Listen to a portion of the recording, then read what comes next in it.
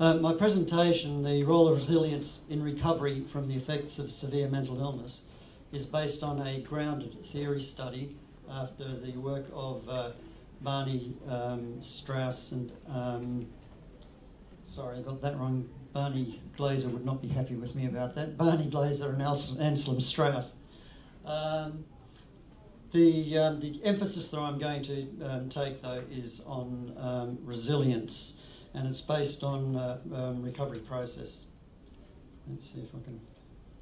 Okay. What I hope to do is demonstrate the role of resilience as a contributing factor to the process of recovery from severe mental illness.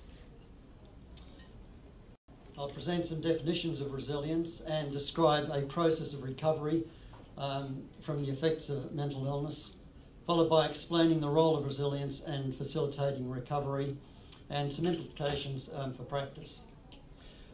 Resilience is interesting. It's quite well related to the concept of recovery, and I sometimes think that rather than talking about recovery, what we ought to be talking about within a severe mental illness is that people's ability to resile, and that is, get back on with their lives. It's describing a process of recovery, not the process of recovery. There are a number of qualitative studies that have been done on recovery, and it needs to be appreciated that these studies, being qualitative, do not generalise. And so my particular study and work relates to people in Perth, Western Australia, and these results may not match what is happening elsewhere in the world. So just keep that in mind. Some definitions of resilience. Garmese describes it this way. So it's a preventative approach. Bonanno's definition is more of one of equilibrium, and again focuses on prevention and positive psychology. Tussey and Dyer focus more on a combination of abilities and characteristics that allow an individual to bounce back in spite of adversity. And Richardson, this is very much a condensed version of his definition, relates to motivational forces within an individual that can, with practice, increase self-efficacy. And this is the area that I'm most interested in.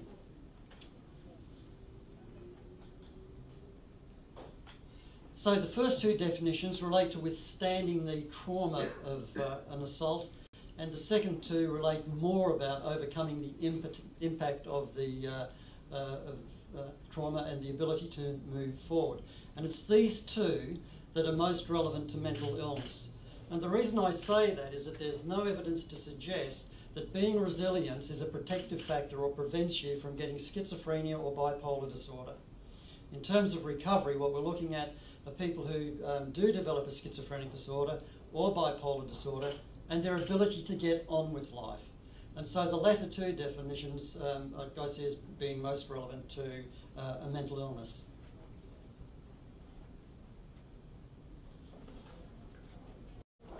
Now, with the study that I conducted, the primary problem for participants was overcoming setbacks associated with various psychosocial losses. The psychological losses they experienced were in relation to their cognition, executive functioning and memory particularly. The social losses related more to psychosocial role functioning, roles as provider for the family, other gender roles that people lost as a result of the effects of the illness. And it was interesting that the cognitive losses actually created a lot of the problems in the person's social life. And so resilience in the context of recovery might be defined as the ability to rebound from or overcome the setbacks. What I present here is the process of recovery that emerged from the data in my study. With all of the other studies, the nature of the approach, i.e. phenomenology, will produce a process If something has a beginning and an end, it involves a process. The other studies, they vary in the number of phases from 2 or 3 up to 6 phases. I've collapsed it down into 3. Similarly, we use different definitions or descriptors to say much the same thing. For example, I termed the first stage after overcoming the acute phase of the illness as recuperation. A researcher in Australia, Henderson, termed her first stage a moratorium. But when you look at the characteristics of the phases, they're very similar. So that the person was stricken, dumbfounded, wondered what had happened to them, why it had happened to them. Some, not all, experienced denial. Hasn't happened to me, no, I haven't got a mental illness, and used other terms to describe it. I had a bit of a breakdown. Refused to take medications and adhered to other treatments. This was followed by evaluation where they started to seek out answers. Some did it in a passive way, others were more active. Passive in that they relied on information that they found in mental health clinics or were told by the doctor or other health professionals. The active approach was they actually went to websites to find out more about the illness, its prognosis and treatments. They then acknowledged that they had an illness. They didn't accept it. They were able to say, okay, the doctor's told me I've got schizophrenia or whatever, so I have, but then try to get on with their lives. And it was through this acknowledgement that they were able to transition as a result of resilience and move forward. And I'll talk about this concept of resilience shortly. Moving forward involved acceptance. They then said, yes, I've had a mental illness. These are the effects of the mental illness. I'm no longer able to do the things that I once did. And then they would have had to adapt to those losses. As I said, loss of cognition, loss of affect, loss of social role functioning. And they did this in various ways. For example, one person had been the manager of a company, recognised that he was no longer able to do this, and eventually became or trained as a security guard. Another chap had owned his own business as a boat builder, and he was no longer able to do this, but he stayed with that trade as a welder to build boats. Somebody else bought his company. And again, the folk were able to move forward by overcoming the setbacks they had experienced. Getting back in the context of recovery meant either getting back to the getting back to the period of life exactly as it was before they came ill. Now that's important in terms of this study because in other studies, particularly from the east coast of America, the view is recovery is not about overcoming the symptoms, it's not about the medication, it's about getting on with your life. The people in this study, every one of them said, unless you're over the symptoms and unless you're not taking medication, you have not recovered.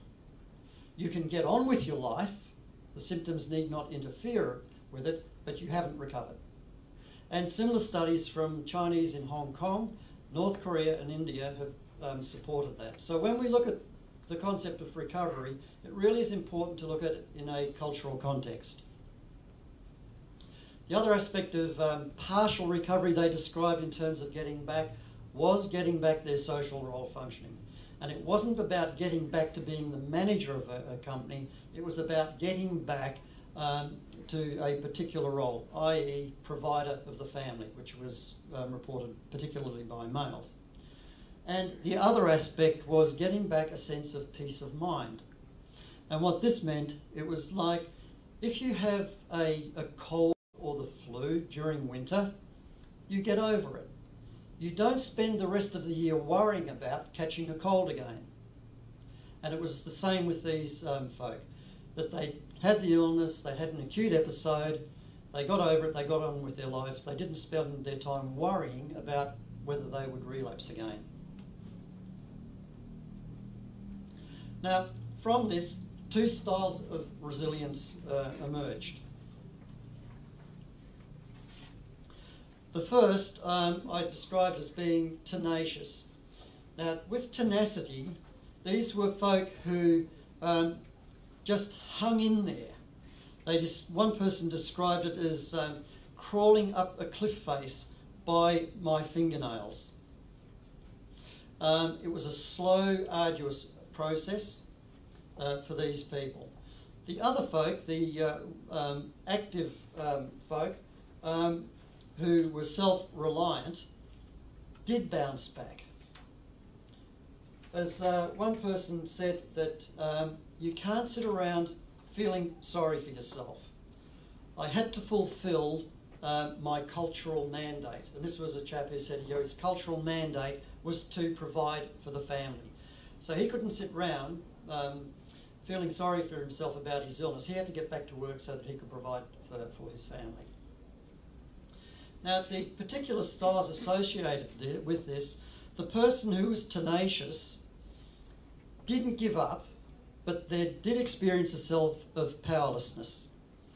They had a reliance of support on other people, either a family member, a spouse, a sister, other folk, the health professionals, their doctor. These people had extremely good relationships with their medical practitioners.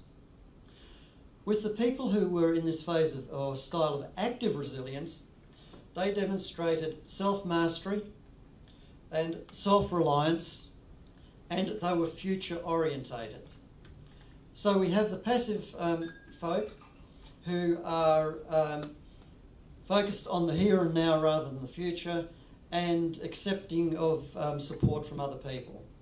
The active resilience folk are self-reliant and are future-oriented. They need to get on with their lives and they look towards the future. Ooh, I went a bit too far there. So resilience facilitated the transition from recuperation to a state of moving forward. And I think this has applicable is applicable for recent onset psychosis. That is, folk who have a diagnosis, they've been diagnosed as having schizophrenia or bipolar disorder recently, and also early episode psychosis. That is, folk who demonstrate psychotic features but have not yet been afforded a diagnosis. And secondly, facilitated overcoming the effects of psychosocial loss and moving forward following a relapse. So the nature of resilience is it aids in the transition from one phase to the next, and secondly, it facilitates overcoming the effects of the illness. Now, just in relation to this notion of a process, it isn't a linear process. So what we have is the person has an acute illness, they go through this recuperation phase. If during that phase they have another acute illness, they may well experience those features of denial, not acknowledging the illness, and very slow in terms of their processes of evaluation.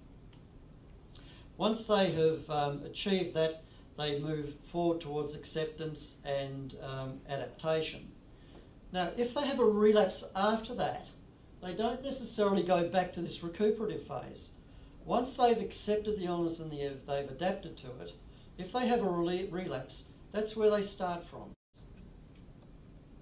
In terms of recent onset psychosis and early episode psychosis, the concept of resilience fits mostly here in terms of the recuperation phase and the ability of the person to move forward. Now, having said that, I haven't been able to find a great deal of research that into early episode psychosis and resilience. Most of the work in terms of resilience has been with children in schools, their ability to resile, if you like, as a result of bullying and other traumatic experiences during school. More recently, the American forces, particularly through the work of Seligman, looking at resilience for their defence forces in relation to post-traumatic stress disorders. And similarly, the Australian Defence Forces are conducting programs to help their defence forces become resilient towards post-traumatic stress disorders. And again, in terms of this notion, we talk about America and what Australia is doing, there's a suggestion that resilience is a Western concept.